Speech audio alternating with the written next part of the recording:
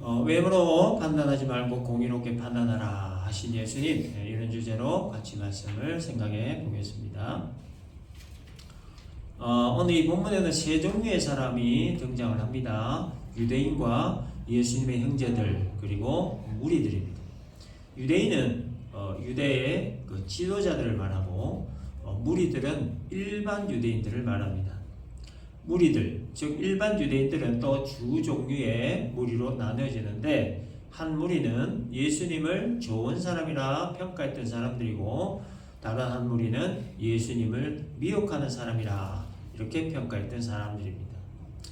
먼저 1절을 보면, 그 후에 예수께서 갈릴리에서 다니시고 유대에서 다니려 아니하심은 유대인들이 죽이려 함이라 이렇게 했는데, 그 후에라는 것이 언제를 말하느냐 하면 요한복음 5장에 있었던 사건 이후를 말합니다.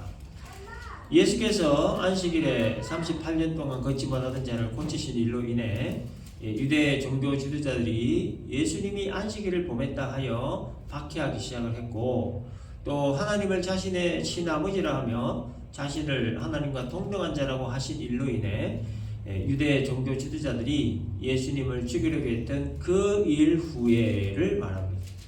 따라서 그 후에 예수께서 갈릴리에서 다니시고 라고 하는 말은 예수님을 죽이려고 하는 종교 지도자를 피해 예수께서 갈릴리로 가셨다라는 말입니다. 아직까지 공생의 기간이 남아있고 또 하실 일이 남아있기 때문에 불필요한 마찰을 피하기 위해 변두리 시골 마을 갈릴리로 피하셨던 겁니다. 예수님이 그렇게 이제 갈릴리에 계실 때 2절에 보니까 유대인의 명절인 초막절이 가까웠다라고 하죠. 초막절은 유대인의 중요한 3대 절기, 유월절, 맥주절, 그리고 초막절 중에 이 하나입니다. 그래서 이 초막절은 유대인 달력으로 7월 15일, 지금 달력으로 10월 둘째 주부터 8일 동안 지켰던 절기인데, 조상들이 광야 생활을 할 때 하나님의 지키심과 돌보심을 기억하고 기념하는 절기입니다. 이 초막절을 지키는 기간 동안에 제사장들은 매일 아침마다 실로와 못에서 물을 길어와 성전 제단에 바쳤습니다. 자, 이것은 조상들이 광야에서 목이 말라 고통스러워할 때 반석에서 물을 내어 마시게 하셨던 하나님의 도우심을 기념하는 의식이었고, 또 비가 많이 내려서 농사가 잘 되기를 기원하는 그런 의식이었습니다. 이와 같은 초막절이 다가오고 있을 때 예수님의 형제들이 3절에서 이렇게 얘기합니다. 당신이 행하는 일을 제자들도 보게 여기를 떠나 유대로 가소서.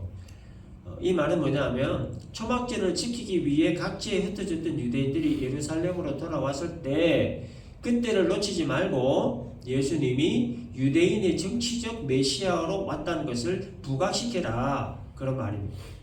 여기 당신이 행하는 일이라고 하는 것은 예수님께서 행하셨던 표적 사건들을 말합니다.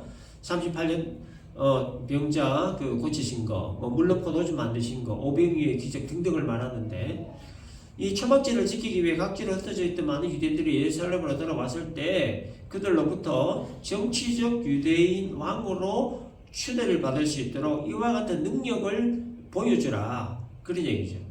그래서 형제들은 4절에서 스스로 나타나기를 구하면서 묻혀서 일하는 사람이 없나니 이 일을 행하려 하거든 자신을 세상에 나타내소서, 이렇게 얘기를 한 겁니다. 쉽게 얘기하면 예루살렘에서 멀리 떨어진 이 시골 마을 갈릴리에서 아까운 능력 섞이지 말고 수도 예루살렘에 가서 능력을 발휘해서 출세길을 한번 올라보라, 그런 뜻입니다.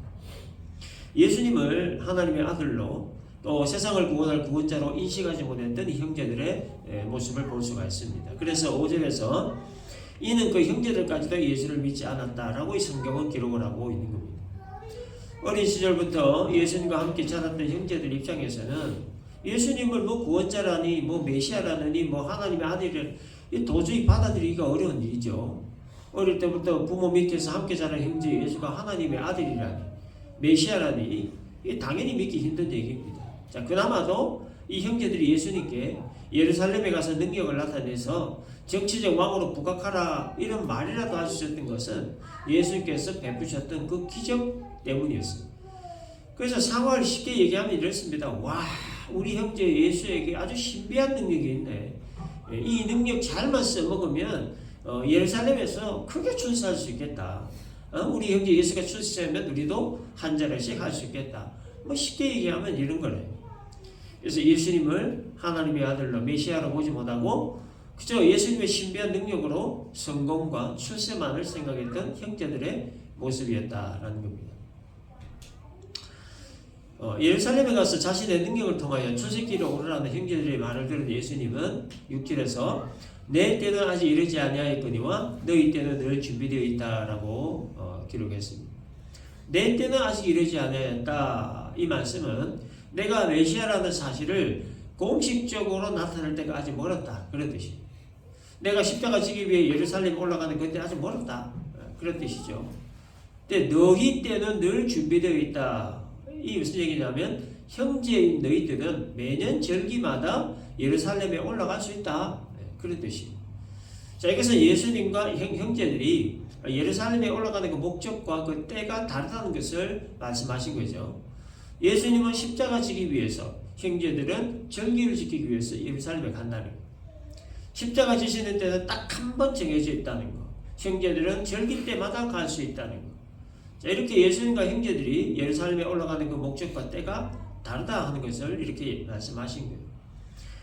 초막절 지키기 위해 각지에 흩어졌던 유대인들이 예루살렘에 왔을 때 신비한 능력을 행해서 이 성공과 출세를 종용했던 이 형제들에게 예수님은 예루살렘에 올라가는 그 목적과 때가 형제들이 생각하는 목적과 때가 다르다는 것을 이런 식으로 말씀을 한 겁니다. 7절 보면 예수님은 세상이 너희를 미워하지 아니하되 나를 미워하나니 이는 내가 세상의 일들을 악하다고 증언합니다 라고 하셨죠. 세상은 예수님을 미워했습니다. 지금도 미워하는 사람이 엄청 많죠. 왜 미워하느냐? 예수께서 세상의 일들이 악하다고 말씀하셨기 때문이라.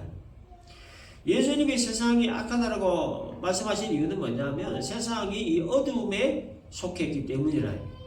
세상이 어둠에 속했다라고 하는 것은 뭐냐? 세상이 죄악되고 타락되고 부패하다 그런 뜻이에요. 죄악되고 타락되고 부패한 이 어둠의 세상에 빛이신 예수님께서 오셔서 빛을 비추시니까 어둠의 세상이 빛이신 예수님을 싫어하고 미워하고 강하게 부정한다라는 거예요. 그러니까 죄악되고 타락되고 부패함 속에 있는 어두운 세상에 대해 로마서 3장 10절에서 18절까지 아주 구체적으로 표현합니다. 의인은 없나니 하나도 없으며 깨닫는 자도 없고 하나님을 찾는 자도 없고 다 치우쳐 함께 무익하게 되고 선을 행하는 자는 없나니 하나도 없도다. 그들의 목구멍은 열린 무덤이요 그 혀로는 썩임을 일삼으며 그 입술에는 독사의 독이 있고 그 입에는 저주와 악독이 가득하고 그 발은 피 흘리는데 빠른지라. 파멸과 고생이 그 길에 있어 평강의 길을 알지 못하였고 그들의 눈앞에 하나님을 두려워함이 없다. 이렇게 설명을 하고 있습니다. 의인은 없나니 하나도 없다는 이 말은 죄 없는 자가 세상에 아무도 없다. 모든 사람 다 죄인이다. 한 사람도 빠짐없이 모두 다 죄인이다. 그런 뜻이죠.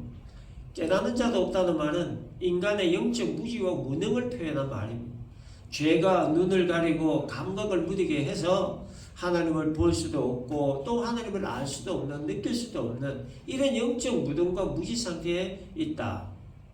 그런 의미죠.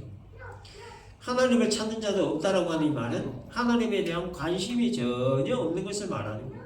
하나님을 알고 싶어 하거나 하나님을 찾으려고 하는 의지가 완전히 사라진 상태, 하나님에 대해 관심조차 가지지 않는 상태, 하나님의 필요성을 전혀 못 느끼는 상태를 말하는 거예요. 다 치우쳤다는 말은 하나님을 떠나서 죄와 타락과 방중의 길에 치우친 상태를 말하고, 무익하게 되었다고 하는 말은 생각과 마음이 부패해져서 그야말로 말 그대로 무익하게 된 상태를 말하는 거예요. 따라서 다 치우쳐 함께 무익하게 되었다는 말은 죄와 타락과 방중의 길에 치우친 인간이 추구하는 모든 일들이 무익하고 쓸모없고 허무하기 때문에 결론적으로 인간은 무익한 인간, 무가치한 인간, 허무한 인간, 쓸모없는 존재다. 그런 뜻입니다. 선을 행하는 자는 없나니 하나도 없다는 말은 모든 인간은 다 탐욕에 빠졌어. 하나님과 관련된 선한 일을 하는 자가 아무도 없다는 그런 말이에요. 그래서 이 탐욕에 빠진 인간의 모습을 어떻게 표현하냐면 그들의 목구멍은 열린 무덤이라 이렇게 표현했습니다. 목구멍이 열린 무덤이라고 하는 말은 어떠한 것도 다 집어삼킬 수 있을 정도로 넓다 그런 뜻으로 인간의 탐욕은 모든 것을 다 집어삼킬 수 있을 정도로 크고 많다라는 것을 말하는 거예요. 그래서 이 탐욕 때문에 하나님과 관련된 어떠한 선한 일도 행할 수 없다는 것을 이렇게 표현한 겁니다. 그 혀로는 썩임을 일삼고 그 입술에는 독사의 독이 있고 그 입에는 저주와 악독이 가득하다고 했습니다. 이것은 뭐냐? 인간의 그 거짓말, 독을 내뿜는 말, 악한 말을 하는 인간의 모습을 표현한 말이죠. 하나님이 주신 혀와 입을 가지고 사실 그대로의 바르고 정직한 말을 해야 함에도 죄와 타락과 부패한 인간의 입은 거짓말, 영혼을 죽이는 사악한 말로 변해버렸다. 그 말은 피 흘리는데 빠르다는 말은 이 악한 일을 아주 빠르고 신속하게 하는 것을 말하는 거예요.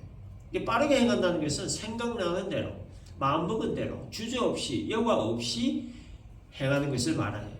특별히 죄짓고 타락하고 방탕한 일이 그렇다는 겁니다.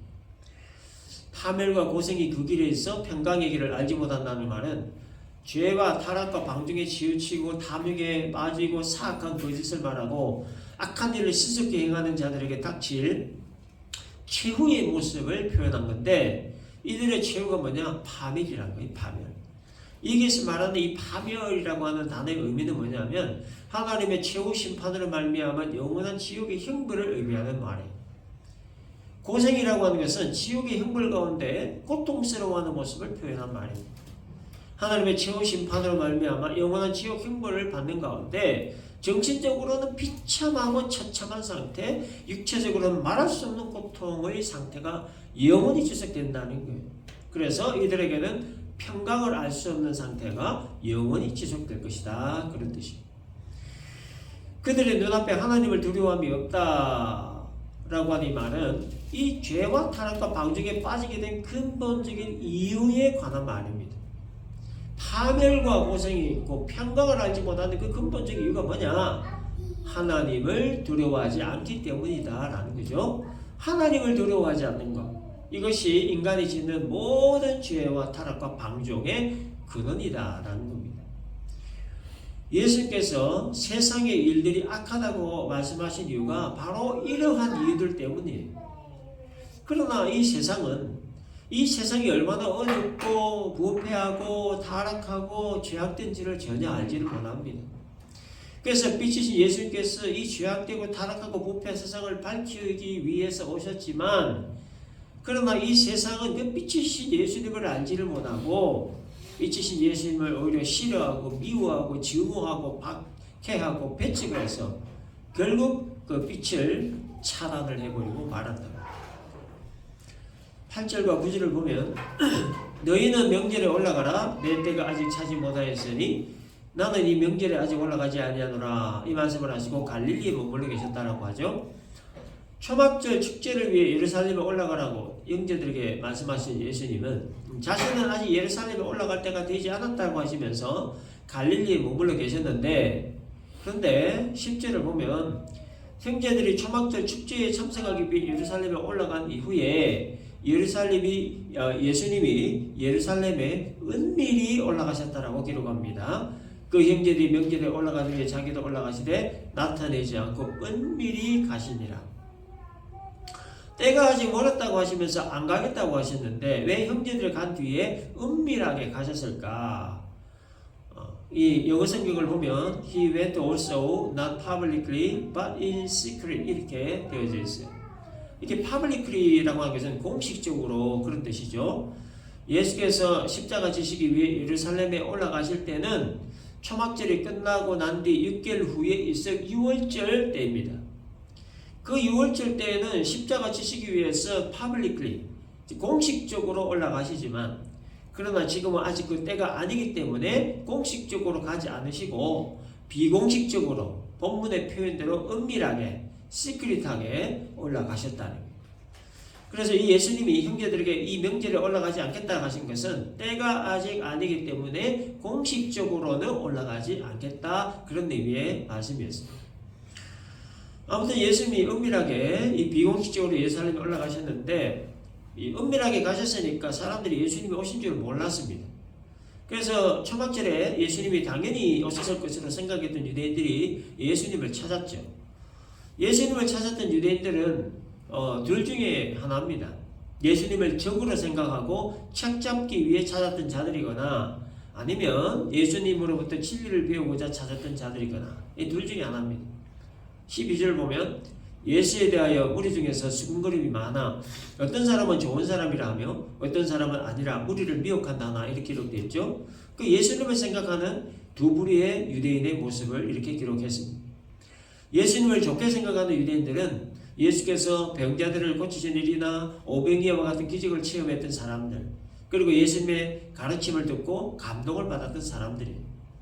예수님을 적으로 생각하는 유대인들은 예수님이 무리들을 선동해서 유대교를 대항하는 자, 사람들을 미혹해서 그릇된 길로 가게 하는 자로 여겼던 사람들을 말합니다. 그런데 예수님을 좋게 생각했던 유대인이나 적으로 생각했던 유대인이나 이 사람들 모두 일반 유대인들입니다. 그래서 일반 유대인들, 즉 무리들은 서로 이렇게 수근수근거리면서 있었던 거예요. 13절 보면 그러나 유대인들을 두려워함으로 드러나게 그에 대하여 말한 자가 없다라고 했습니다. 13절에서 말하는 이 유대인들은 누구냐 하면 예수님을 제거하려고 했던 대제사장이나 바리새인들과 같은 지도자들을 말합니다. 일반 유대인들이 대제사장이나 바리새인들과 같은 유대 종교 지도자들을 두려워했다 그런 말. 당시에 유대 종교 지도자들의 그 권세가 아주 막강했기 때문에 예수님에 대해 좋게 생각하고 있던 일반 유대인들이 예수님에 대해 좋은 말을 한 번 할 수가 없었죠. 종교 지도자들이 적으로 생각하는 예수님을 좋게 말하는 것이 이들의 귀에 들리면 그 사람들 역시도 핍박을 받을 것이 뻔했기 때문에 좋은 말을 할 수가 없었던 겁니다. 14절을 보면 이미 명절의 중간이 되어 예수께서 성전에 올라가서 가르치셨다라고 하죠. 자, 여기서부터는 예수님에 대해 안 좋은 생각을 가지고 있던 유대인들, 즉 종교 지도자들에게 하셨던 말씀입니다. 초막절 축제가 한참 익어갈 무렵에 예수님이 이제 성전에서 이제 가르치셨는데, 근데 예수님의 가르침을 받고 있던 종교 지도자들이 그 예수님의 이 가르침에 놀라서 15절 보니까 이 사람은 배우지 아니하였거늘 어떻게 글을 하느냐 이렇게 감탄을 했습니다. 여기서 말하는 글은 율법을 말하는 겁니다. 유명한 랍비로부터 배운 적도 없고 그저 평범한 유대인 가정에서 자란 평범한 사람인데, 그럼 평범한 가정에서 자란 예수가 가르친 그 가르침, 이게 너무나 놀라웠다는 거예요. 그래서 이 사람은 배우지 아니하였거늘 어떻게 글을 하느냐 하며 이렇게 이제 놀랬는데, 이렇게 놀랬는지 종교 지도자들에게 예수님은 16절에서 이렇게 말씀합니다. 내 교훈은 내 것이 아니요 나를 보내신 이의 것이다. 종교 지도자들은 그 유명한 학파를 따지고 유명한 랍비를 따지고 정통을 따지고 그것으로 사람을 평가를 하지만, 그러나 예수님은 어떤 학파도 어떤 랍비도 아닌 하나님으로부터 직접 받은 가르침이라는, 소위 말하는 직통계시라는 거죠. 예수께서 가르치신 그 가르침의 모든 내용들은 전부 다 하나님으로부터 왔다라고 하는 말이에요. 그리고 11절에서 사람이 하나님의 뜻을 행하려 하면 이 교훈이 하나님께로부터 왔는지 내가 스스로 말함이지 아니라 이렇게 말씀하셨는데, 그 의미가 뭐냐면 예수께서 가르치신 내용들을 듣고 행하면 그 내용이 담긴 하나님의 참뜻을 알 수 있게 되고, 그러면 예수님이 하나님의 뜻을 가르쳤는지 아니면 예수님 자신이 말이었는지를 알게 될 것이다, 구분하게 될 것이다 하는 거예요. 따라서 이 말은 예수께서 가르치신 이 모든 내용들은 다 하나님의 뜻이다 그런 말이에요. 그리고 18절에서 스스로 말하는 자는 자기 영광만 구하되 보내신 이의 영광을 구하는 자는 참되니 그 속에 불의가 없느니라고 하셨습니다. 이게 이 스스로 말하는 자는 누구를 지칭하냐면 바로 이 종교 지도자들을 지칭하는데, 자, 이들은 하나님의 뜻을 가르치는 자들이 아니라 자기 뜻을 가르침으로 자기 배를 채우고 자기 영광을 구하는 자들이다 라고 하는 말이에요. 하나님의 뜻을 정확하게 가르쳐야 할 이 종교 지도자들이 하나님의 뜻은 가르치지 않고 자기의 그 유익과 자기들의 영광을 위해서 자기 뜻을 가르친다는 것을 이렇게 말씀하신 거예요. 그러나 보내신 이의 영광을 구하는 자는 참되다라고 하셨죠. 보내신 이의 영광, 즉 하나님의 영광을 구하는 자는 참되다는 말이죠. 자, 이 말은 뭐냐? 예수님은 자신의 뜻과 자신의 유익과 자신의 영광을 위해 가르치는 것이 아니다. 자신을 보내신 하나님의 영광을 위해 가르친다라는 말이죠. 따라서 예수님의 가르침은 참된 가르침, 즉 진리다. 그런 뜻이에요.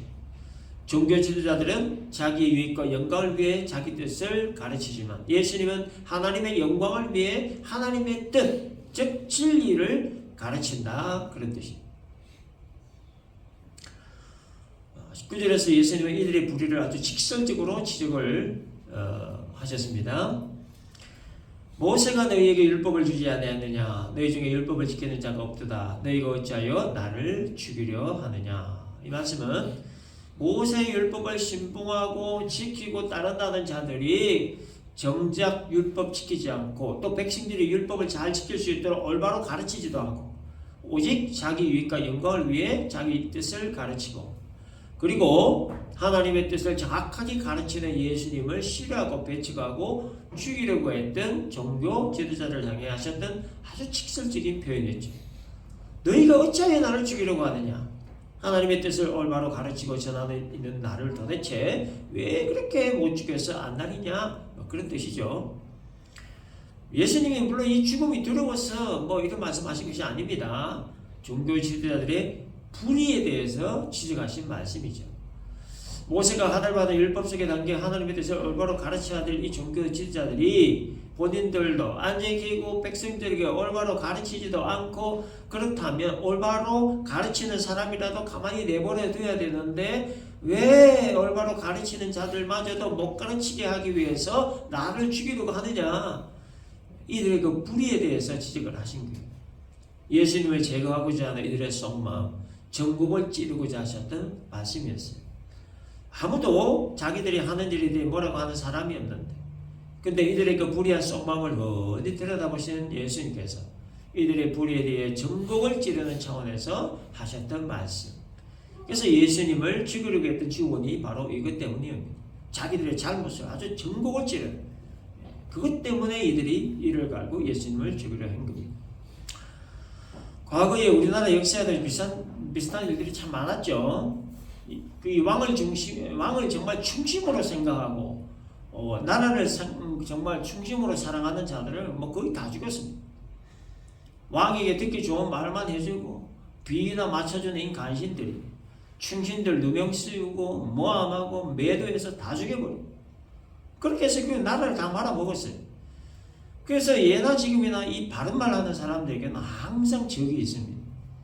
그러나 적이 생겨도 바른 말 하는 게 낫지 바르지 않은 말을 해서는 안 되는 거죠.